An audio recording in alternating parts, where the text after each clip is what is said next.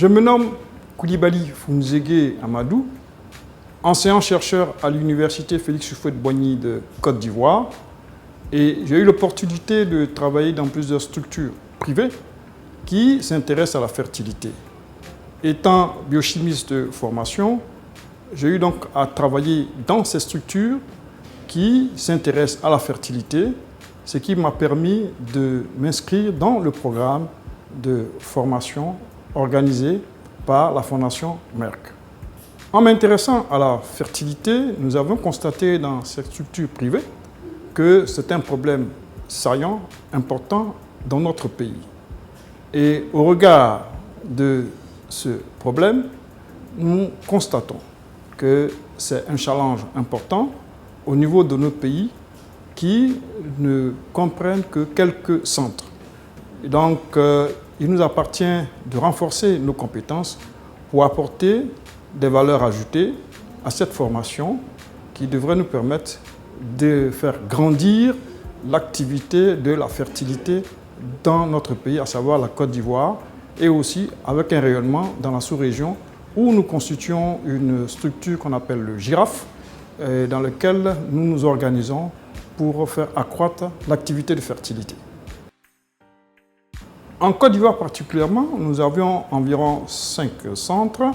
et il y a quelques centres qui sont encore en construction, qui vont venir certainement les années futures.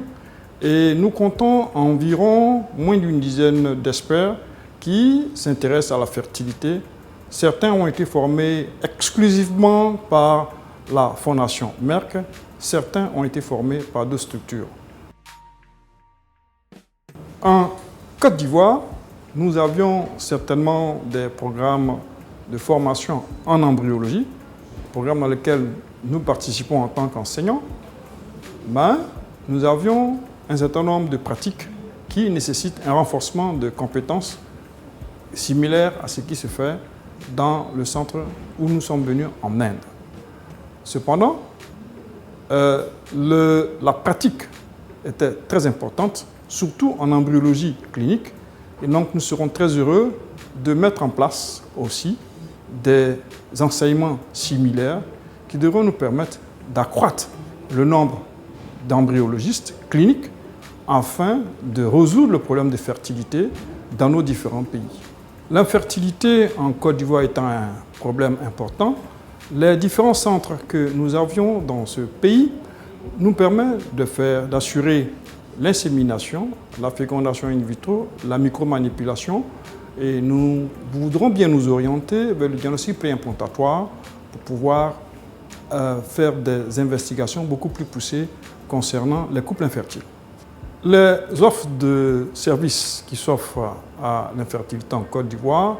nous ont permis de constater que c'est la femme qui est mise en évidence de plus en plus, mais nous constatons que maintenant, avec les nouvelles technologies, en plus de la femme, c'est le couple qui est mis en évidence dans ce genre de pathologie et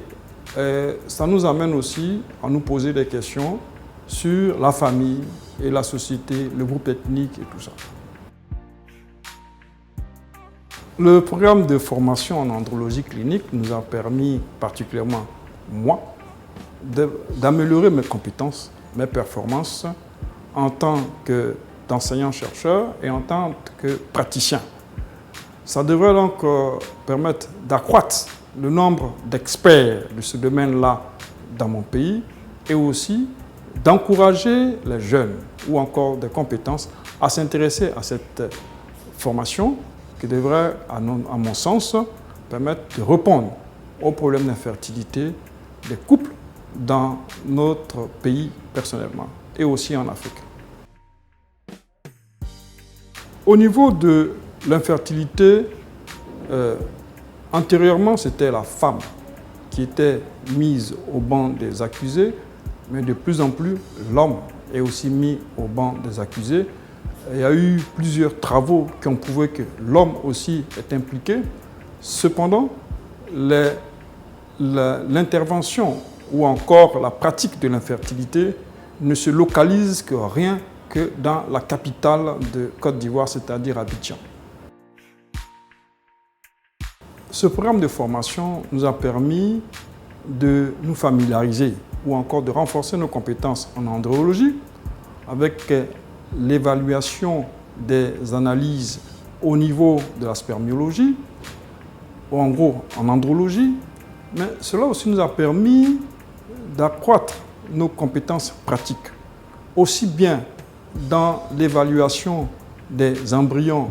et des ovocytes, et aussi de parfaire la compétence en micromanipulation de façon générale. De retour dans mon pays, je compte appliquer ces compétences de façon pratique au niveau d'abord de l'enseignement des jeunes étudiants que j'encadre, aussi de pratiquer cette activité-là dans les centres privés où se trouvent plutôt beaucoup de couples qui se présentent pour infertilité. Aussi, il me choit d'encourager les autorités de mon pays pour que cette activité puisse être installée dans les structures privées, dans les structures publiques plutôt. De retour dans mon pays, je compte mettre en pratique ces compétences-là aussi bien au niveau de l'enseignement et des étudiants dans mon université, et aussi pratiquer cela dans les centres privés qui ont besoin d'experts pour renforcer aussi ou bien encourager les autorités du pays pour que dans ces structures publiques, on puisse installer des centres de procréation médicalement assistée afin de répondre aux problèmes d'infertilité des couples. À l'issue de cette formation, je voudrais très respectueusement remercier la Fondation Merck qui nous a donné l'opportunité de venir en Inde au département des sciences de la reproduction dirigé par le professeur Satish. Il me choit donc de remercier toute l'équipe et l'opportunité qu'ils nous ont donnée. Et je pense qu'avec ce type de formation, nous ne pouvons qu'apporter une grande contribution à la fertilité, à résoudre plutôt le problème de fertilité dans les pays africains.